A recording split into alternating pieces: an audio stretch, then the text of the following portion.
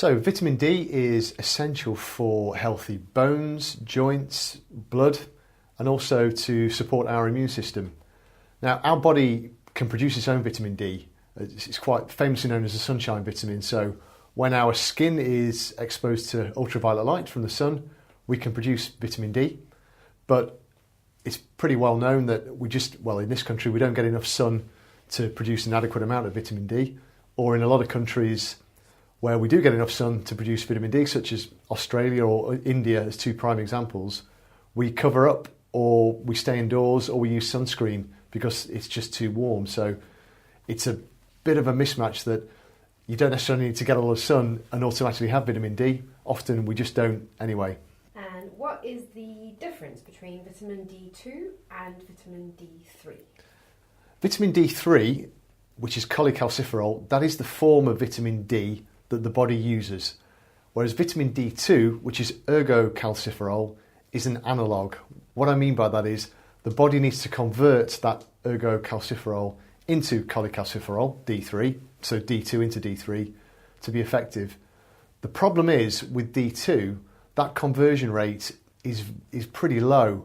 So there are studies out there that show that vitamin D2 is up to 87% less effective than D3.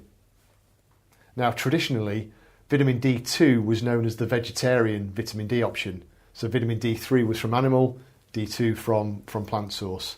But as we now know, and one of the reasons we've researched into vitamin D3 is that because D2 isn't as effective, vegans and vegetarians were getting an ineffective form of vitamin D previously. Are all vitamin D supplements vegan? No, so traditionally vitamin D3, if you saw a vitamin D3 supplement, that will have been from animal origin, so not suitable for vegans. Some vegetarian brands will claim it's suitable for vegetarians because often it comes from sheep's wool. But there's a real hypocrisy there because the sheep might not be killed for their wool, but they are shorn on the way to being slaughtered for meat. So it's still a byproduct of the meat industry. So vitamin D2 was always the vegetarian vitamin D option. But unless you see the Vegan Society logo, the Vegetarian Society logo on a vitamin D3, it is probably an animal origin. Okay. What is vegan vitamin D3? Where does it come from and how is it made? Vitashine is our brand name for our vitamin D, our vitamin D3. So it is vegan. It's a plant source from a lichen. A lichen is a moss-like plant material that in this country, in the UK, it grows on things like gravestones, on mountainsides, on rocks. But it grows all over the world. There are millions of different strains of lichen species. And the one that we use grows on the mountains.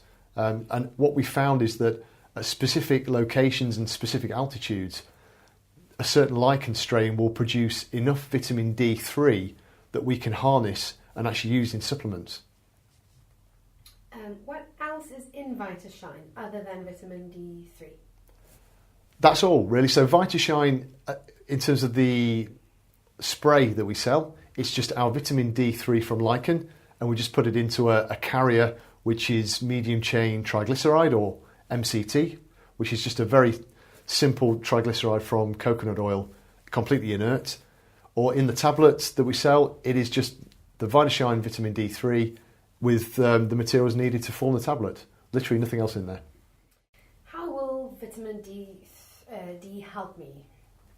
Vitamin D is famously linked with healthy bones, healthy joints, blood health, teeth, gums, but also supporting our immune system. Can I take Vitashine even if I'm not following a plant-based diet? Yes. So depending where you live, it's estimated that at least 30% of the population is vitamin D deficient.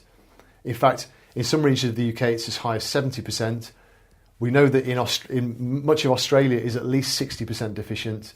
In certain regions of India, for instance, it's up to 100% of the local population. So it's more likely you are vitamin D deficient than likely that you are having sufficient levels of vitamin D. So the short answer to the question is yes, Vitashine is suitable for absolutely everybody and beneficial to absolutely everybody. Does that include children? Can you use it for the whole family? Yeah, Vitashine is perfect from, in fact, during pregnancy. I was going to say from birth, but even during pregnancy, right through to adults throughout our whole lives. So we've created Vitashine in a spray form, so an oral dose spray. It could be sprayed directly into the mouth, or it could be sprayed onto baby's food or child's food into a baby formula. So it's designed to be flexible for the whole family. And we offer a tablet form, but they're very small, chewable tablets. So again, they're suitable for children. What happens if a person doesn't get enough vitamin D, and does it really matter? Yeah, vitamin D deficiency is in the news all of the time. So the impact, it could be a compromised immune system, it could be unhealthy bones and joints. We're even hearing that in the UK there are cases of rickets, again, which was prevalent in the 19th century, but we're now in the 21st century and there are people in this country with rickets. That is because of vitamin D deficiency. If a person's doctor tells them they have a vitamin D deficiency, can they take Vitashine? Yes. It's a good point about the doctor. So if you have an acute vitamin D deficiency, always get that tested. Your doctor or GP can perform a blood test. But yes, we offer Vitashine vitamin D in a variety of doses. If you've got an acute deficiency, it's likely they will ask you to take a very high dose, so 2,500 IU per day, which is a very high dose, and you will probably end up moving down to a more general kind of maintenance dose. We offer different strengths to address that. Do I still need to take vitamin D in the summer? It's a very good question, and it's down to your lifestyle, your location, and just the surroundings and the environment.